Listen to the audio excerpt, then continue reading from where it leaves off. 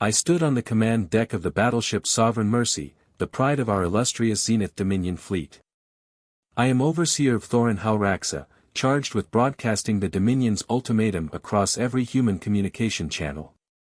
Beyond the panoramic viewport stretched a swirl of ember-colored clouds, the smoldering remains of Horizon, once home to nearly 9 million human settlers. A single claw pressed the final button on my console, confirming the broadcast.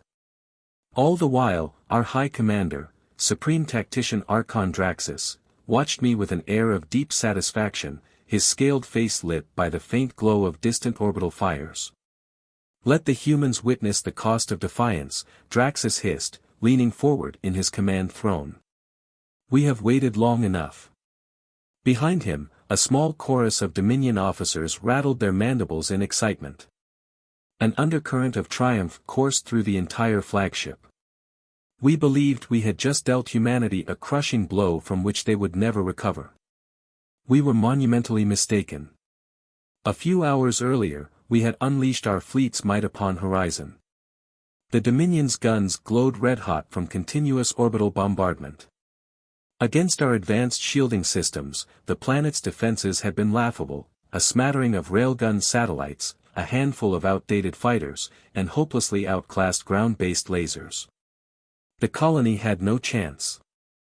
As the final nuclear storms raged on the planet's surface, the Supreme Tactician had ordered me to prepare a broadcast of dominance, a statement to all of humanity, echoing across their shared comm networks.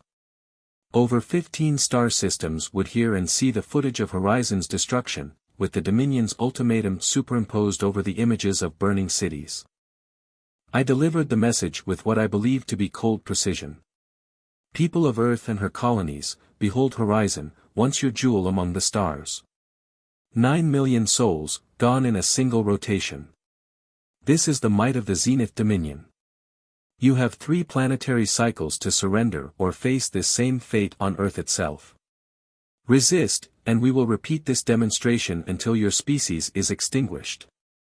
Our officers cheered, some tipping back vials of Corin stimulant, a potent intoxicant made from the nucleus sap of crystals on our homeworld, Zalthar Prime. The atmosphere was one of heady triumph, an empire, unstoppable and merciless.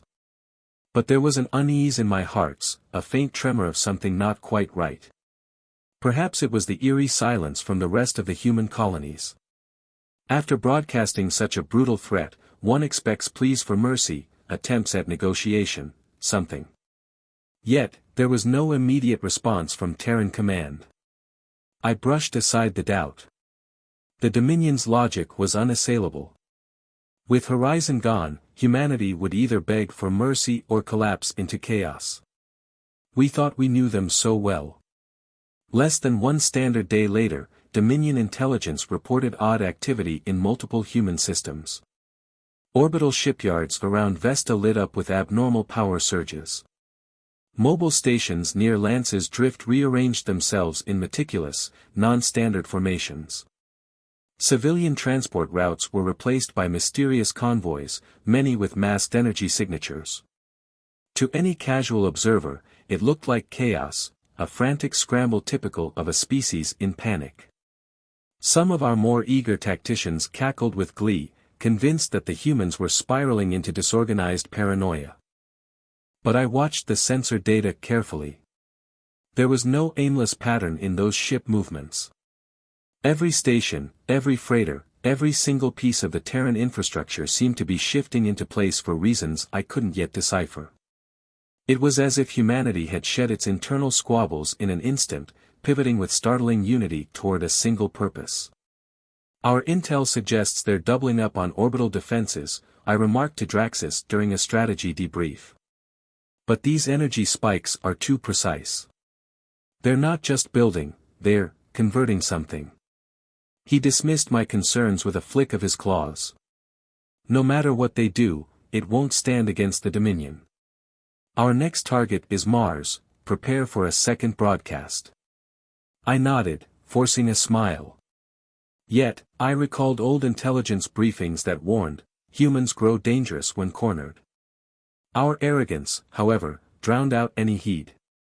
We received humanity's first direct response 2 days after Horizon's fall. It was a short transmission, hijacking our own main comm frequencies. Your 3 cycles are declined. The speaker, identified as Commander Eliana Duval, stared at us from our own monitors.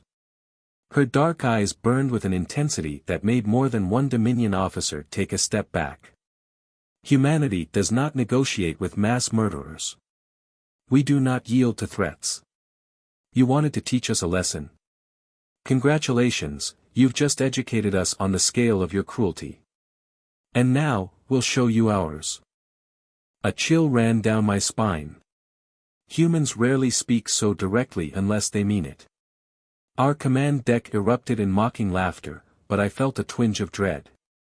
Overseer, do not let them intimidate you, Supreme Tactician Draxus growled. Prepare the fleet for an assault on Mars. They have declared their defiance, now they shall face the consequences. I tried to bury my unease once again. Our assault on Mars commenced with typical Dominion efficiency. 2 carriers, 5 destroyers, and 3 Titan-class dreadnoughts jumped into orbit. We expected a short, fierce bombardment, enough to break their meager defenses and quell any illusions of victory. But from the moment we arrived, nothing went according to plan. Mars's orbital stations were rearranged into overlapping fire arcs, some using novel weapon systems that we did not recognize from earlier human tech. Ground-based rail cannons fired with impossible precision, as if they had instantaneous data on our ship positions. Worst of all, small squadrons of Terran fighters wielding Dominion-inspired shielding technology met us in space. The technology was blatantly ripped from our own designs, though repurposed in ways that defied our safety protocols. Our destroyer Luminous Glaive took a crippling blow that overloaded its shields from within, an attack that combined electromagnetic pulses with a mutated form of our own quantum resonance field. I watched from the Sovereign Mercy's bridge as the Luminous Glaive tore apart in a silent explosion, thousands of Dominion crew swallowed by the void. They're using our resonance frequencies, an officer stammered, claws trembling over the sensor panel. But they've twisted the waveforms, this should be impossible. The comm crackled, and a new voice emerged, Vice Admiral Tomas Isley of the Terran Defense Force. He spoke with chilling calm. We appreciate the Dominion's generous contribution to our weapons research. We've learned a great deal from analyzing your broadcast signals. A wave of dread hit me. In our first broadcast, the one meant to terrify them, we had apparently left enough data in our signal's background to reveal the harmonic structure of our shields, our drive cores, maybe more. Humans had dissected that single broadcast and gleaned vulnerabilities we guarded for centuries. This can't be happening, Draxus muttered, color draining from his scales.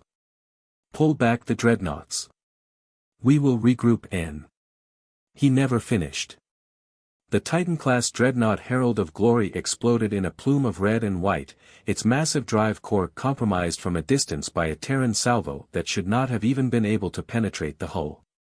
They're repurposing everything we throw at them, I whispered, watching raw horror play out on the tactical displays. They took our broadcast, found weaknesses, and exploited them, in less than 2 days. Tattered and humiliated, our Mars strike force limped back to our forward command base on Rathary's Edge, a moonscape near Earth's solar boundary. 4 Dominion ships were lost, 3 severely damaged. Panic began to ripple through our fleet. All the while, transmissions from human space continued flooding our channels, taunting, direct, and methodical. Human ambassadors, once soft-spoken, now spoke with unwavering resolve. You believed our internal divisions made us weak, said Ambassador Karina Say in a recorded message. They made us strong. Every war among ourselves taught us how to innovate under pressure. Now, we stand united under a single banner, the Terran Defense Command. And we are done running. The more cryptic messages came from their scientists, Dr. Farhaning, Professor Elena Volkov, and others, who thanked us for gifts of advanced physics data gleaned from Dominion signals. They proudly boasted of new breakthroughs in miniaturizing plasma bombs, resonant beam cannons, and gravitational torpedoes. Supreme Tactician Draxus tried to assemble a full-scale invasion plan. "We will outnumber them," he insisted. "Our empire has thousands of warships. We will converge on Earth and eradicate this problem at its source." But the Dominion's intelligence started spitting out contradictory reports. Human colonies were repurposing civilian factories into warship drydocks at an unprecedented rate. Cargo freighters had been retrofitted with Dominion-based shield emitters and railgun turrets. Entire scientific outposts across Terran space were sharing data so fast that it surpassed our best distributed networks. It was as though the entire human civilization had become a single organism, adapting and learning at breakneck speed. The turning point came when we intercepted a planet-wide broadcast from Earth itself. The speaker, High Commander Rowan Valker, stood on a stage in Geneva, behind her the flags of once divided nations, now displayed as a single insignia. "People of the Zenith Dominion, you've made one fatal error, assuming that everything must be done in the proper way. Humans, by our very nature, question rules, discard traditions, and test boundaries. We have studied your technology. Soon, we'll surpass it. If you insist on continuing this war, we will show no mercy." On our side, many older Dominion officers dismissed the speech as empty bravado. I, however, felt its weight. The humans had successfully stolen and improved upon multiple Dominion technologies in mere days. If they continued at this pace, we prepared for a renewed assault on Earth, ignoring the gnawing feeling that we were walking into a carefully laid trap. The Dominion had never encountered a species so fearless in rewriting the rules of warfare. A week later, the mighty Zenith Armada arrived in Earth's orbit, over 300 ships led by the Titan-class dreadnought Torchbearer. The planet's orbit looked calm, almost tranquil. No colossal war fleets stood ready to repel us. We expected a short, decisive bombardment. Then, in an instant, hundreds, no, thousands, of smaller signatures erupted from Earth's shadow. They were ships of all shapes and sizes, some brand new battleships bristling with hybrid weaponry, some refitted cargo haulers mounting Dominion-grade turrets, and even a ring of orbital gun platforms, the likes of which we had never seen. "They're launching a full-scale attack," an officer shouted. "From every angle at once." Supreme Tactician Draxus bared his fangs. "Focus fire on the biggest threats. Our dreadnoughts can handle a rabble of repurposed transports." But as the wave of Terran ships surged, we realized they were not mere repurposed transports. They maneuvered with terrifying agility, using phase warp tactics that meshed Terran FTL knowledge with Dominion spatial drives. Our sensors struggled to keep up. By the time we detected them, they'd already changed formation. Simultaneously, Earth's orbital debris field lit up with microspike energies, a phenomenon believed impossible to harness safely. Yet, the humans had done it, weaponized it. Tiny satellites and leftover station components were rigged with quantum charges that triggered chain reactions around the Dominion ships, shredding any vessel caught in the crossfire. "Torchbearer's shields are failing," someone yelled over the chaos. "Their own warp technology is being jammed with an inverted resonance field." I saw it on the main display, Terran warships swirling around the hulking dreadnought, striking precise points on its hull with uncanny coordination. They had discovered a critical vulnerability in the Titan's shield emitters, something we'd thought unassailable. Off to the side, a squadron of human fighters scythed through our lines using stolen Zalthorian stealth modules, our own classified technology, ironically combined with Terran polymer plating to reduce mass. The speed at which humans had reversed-engineered it was mind-boggling.